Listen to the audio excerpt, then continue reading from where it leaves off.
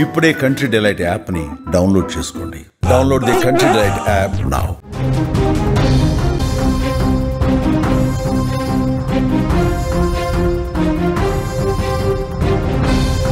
దీపావళి పండుగ రోజున నల్గొండలో తీవ్ర విషాదం చోటు చేసుకుంది. పిల్లలతో సహా తల్లి దారుణానికి ఒడిగట్టింది.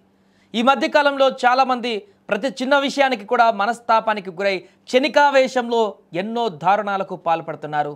ప్రేమ, కుటుంబ కలహాలు, ఆర్థిక సమస్యలు, కారణం ఏదైనా కానీ కొందరు ఆత్మహత్యే శరణ్యంగా భావిస్తున్నారు.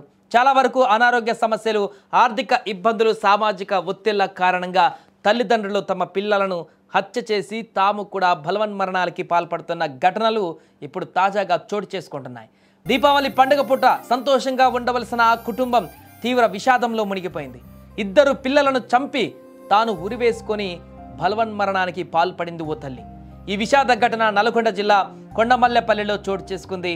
ఆంధ్రప్రదేశ్ బాపట్ల జిల్లా జనకాల గ్రామానికి చెందిన కుంచాల రమేష్, 27 నాగలక్ష్మి దంపతులు 4 సంవత్సరాల క్రితం బతుకు తెరువు కోసం హైదరాబాద్కు వచ్చారు. అక్కడ ఖర్చు పెరిగిపోవడంతో బతుకు తెరువు కోసం కొండమల్లెపల్లిలోకి వెళ్ళి అక్కడ స్థిరపడ్డారు. ఆ దంపతులకు 2 పిల్లలు, 9 ఏళ్ల అవంతిక, 7 ఏళ్ల మోహన్ కూడా ఉన్నారు.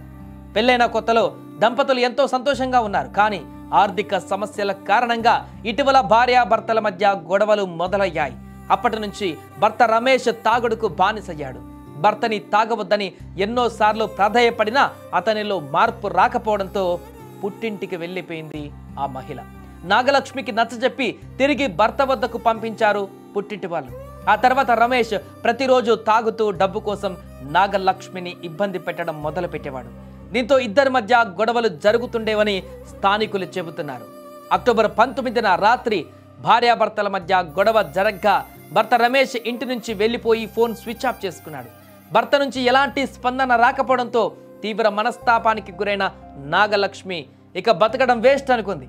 తాను చనిపోతే 2 పిల్లలు అనాథలు అవుతారని దారుణమైన నిర్ణయం తీసుకుంది. తన 2 పిల్లల గొంతు నిలిమి తాను ఇంట్లో ఫ్యాన్కు ఉరివేసుకొని ఆత్మహత్య చేసుకుంది. ఘటనా స్థలానికి వచ్చినటువంటి కొండమల్లెపల్లి పోలీసులు కేసు నమోదు చేసి పోస్టుమార్టం కోసం మృతదేహాలను స్థానిక ప్రభుత్వ ఆసుపత్రికి తరలించారు. ప్రాథమిక విచారణలో భాగంగా కుటుంబ కలహాల కారణంగానే తల్లి ఈ దారుణానికి ఒడిగట్టినట్లుగా పోలీసులు అనుమానిస్తున్నారు. ఈ ఘటనతో జనకవరం గ్రామంలో విషాద ఛాయలు అలుముకున్నాయి.